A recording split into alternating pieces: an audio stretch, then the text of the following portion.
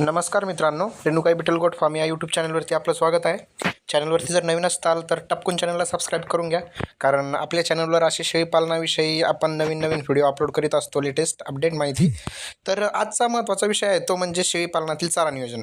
तर जर तुम्ही 20 शेळ्यांचं जर तुमचं नियोजन असेल तर ॲटलिस्ट तुमच्याकडं अर्धा ते पाऊण एकर चाराचं क्षेत्र पाहिजे. आणि त्यामध्ये प्रमुख चारे म्हणजे सगळ्यात महत्त्वाचा आपल्याकडे दशरथ घास पाहिजे. दशरथ घास हा चाऱ्याचा सगळ्यात बेस्ट सोर्स आहे, कारण त्याची उंची फास्ट वाढते आणि एकदा का कापायला सुरुवात झाला का मग ती शेळ्यांना एक पूर्णपणे चारा राहतो. हे पाहू शकता, एकदम जबरदस्त दशरथ घासचा प्लॉट आहे. याच्यामध्ये दशरथ घासाची कापणी पण फ्रिक्वेंटली येते. थोडा टाईम लागतो सुरुवातीला, पण नंतर एकदा कापणी सुरू झाली का मग त्याची चालूच राहते. मेथी घास पण ॲटलिस्ट आपल्याकडे 5-7 गुंठे पाहिजे. मेथी घास हा चाराचा राजा मानला जातो, कारण त्याच्यात प्रथिनांचं प्रमाण खूप जास्त असतं. आता हे आपण समोर पाहू राहिले ती स्मार्ट नेपियर आहे. स्मार्ट नेपियरचं कसं राहतं, पाला जास्त असतो आणि एक जरी आपण खोड लावलं तरी ते फुटवे भरपूर करतं आणि लवकर कापणीसाठी पण येतं. त्यामुळं तो पण एक बेस्ट चाऱ्याचा सोर्स आहे. हे पाहू शकता तुम्ही, स्मार्ट नेपियर आहे आणि त्याच्या शेजारी हा दशरथ घास आहे. दशरथ घास ही शेवरी आणि सुबाबूळ पण आपल्या फार्ममध्ये थोड्याफार प्रमाणात पाहिजे. आता शेवरी हा सगळ्यात शेळीचा आवडता चारा असतो. शेवरीमध्ये प्रथिनं झालं, लिपिड झालं, अमायनो ॲसिड झालं, यांचं प्रमाण खूप बॅलन्स प्रमाणात असतं. पचनात सोपं असतं आणि पचनात सोपं असल्यामुळं शेळ्यांना जास्त प्रॉब्लेम येत नाहीत.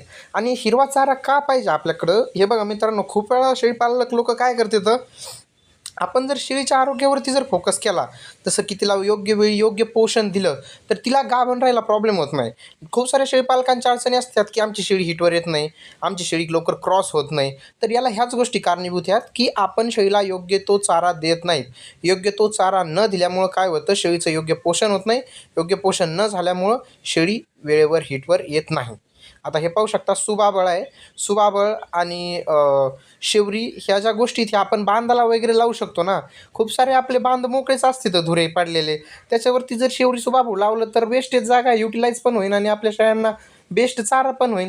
तुती पण बांधावर लावू शकतो आपण, किंवा तुम्ही सेपरेट जरी 4-5 गुंठे लावली तरी बेस्ट आहे, कारण तुतीचा पाल्याने टप्पून शेळीचं पोट भरतं. कार्डांची वाढ, वेट गेन फास्ट होतं आणि चकाकी पण कार्डांवरती लय जबरदस्त येते. तर तुती हा एक सगळ्यात बेस्ट पर्याय आहे शेळीपालनातील चाऱ्याचा. ॲटलिस्ट 5-7 प्रकारचे चारे ठेवा. त्याच्यामध्ये मार्वेल गवत आहे, दशरथ घास आहे, मेथी घास आहे, शेवरी आहे, सुबाबूळ आहे, तुती आहे, हदगा आहे, नेपियरचे वेगवेगळे प्रकार आहेत, मका तर आपल्याकडे असतीच.